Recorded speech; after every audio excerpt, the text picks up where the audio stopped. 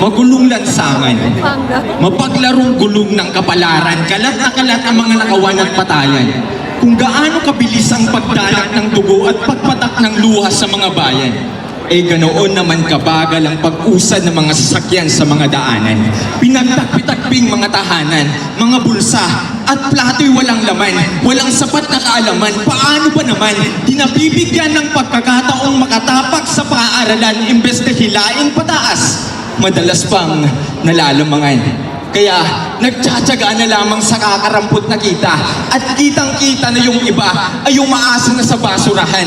At ang mahirap pa dyan, ang mga presyo ng bilihin ay lalo pang dumadagdag sa kanilang mabigat na pasan-pasan habang ang kanilang mga katawan ay lalo pang gumagaan. Dahil dito, napababayaan na nila ang kanilang kalusugan.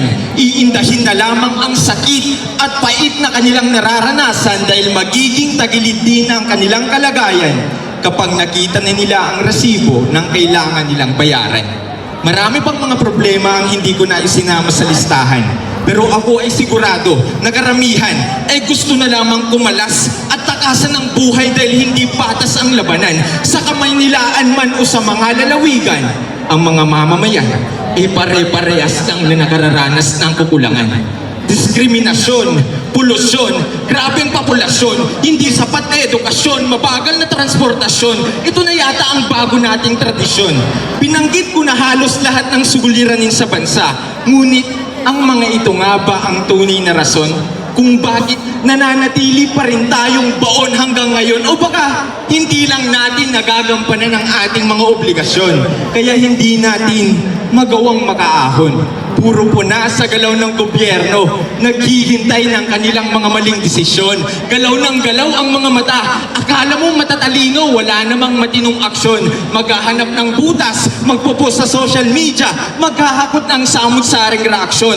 Tapos kapag ang mga namamahala ay may nagawang tama, sasabihin, dapat lang kasi sila ang nasa posisyon. Milyon-milyon ang mga komento at opinyon, ngunit iilan lamang ang may mabuting intensyon. Kung gayon, madadamitan kaya natin ng bago ang ating pinakamamahal na nasyon? Gusto ko lang ipaalala, baka sakaling inyong nakalilimutan, na tapos na ang halalan, hindi na lamang nila bitbit ang kanilang mga pangalan. Ang pinag-uusapan dito ay ang ating lupang sinilangan. Wala nang kulay na ipinaglalaban. Ang kanilang mga tunay na kulay ay dito na malalaman. Huwag nating pairali ng pagkamuhi upang hindi tayo pulutin sa putikan.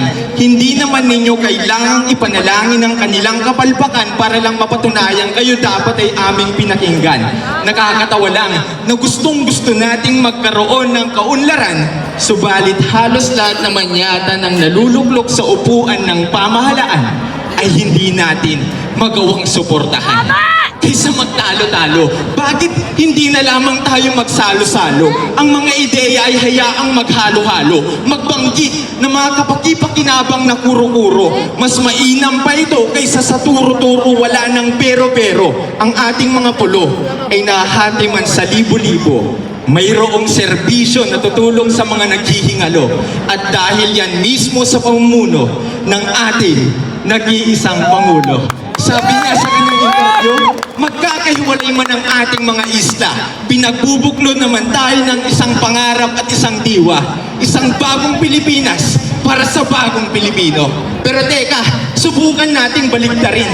Bagong Pilipino para sa bagong Pilipinas. Mas kaaya-aya yata kapag ganito ito nakaayos. Dahil ang definisyon ng bagong Pilipinas ay hindi lamang maaaninag sa mga lansangang malinis, tahimik, payapa at maayos kung hindi ito rin ay makikita sa atin sa paraan ng pagkikisalamuha, pagsuporta, pagkikitungo at sa ating mga kilos. Tayo ay nasa iisang bansa, kaya iisa lang din ang suot nating sapatos. Sama-sama tayong maglakad at iwasan natin ang pambabatikos. Hindi uto-uto ang pagsunod sa mga utos. Ibig sabihin lamang nito, na tayo ay nakauunawa ng lubos. Tayo na ay magkilamos ng maging malinaw na iisa lang naman ang ating ipinaglalaban. At yan ay ang kahirapan ay matapos. Kaya talikuran na natin ang mga paniniwalang baluktot. Gayun din ang mga gawaing hindi maganda ang dulot. Sapagkat kahit masolusyonan pa lahat ng suliranin sa bansa, kagaya ng mga nabanggit ko sa umpisa at mabigyan ito ng panibagong suot,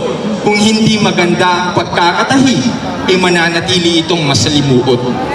Kung tayo ay sama-samang gagalaw, ang kaunlaran ay tiyak na lilitaw. Pagkakaisa ang kailangan upang ang pag-asa ay sumagi na sa balintataw.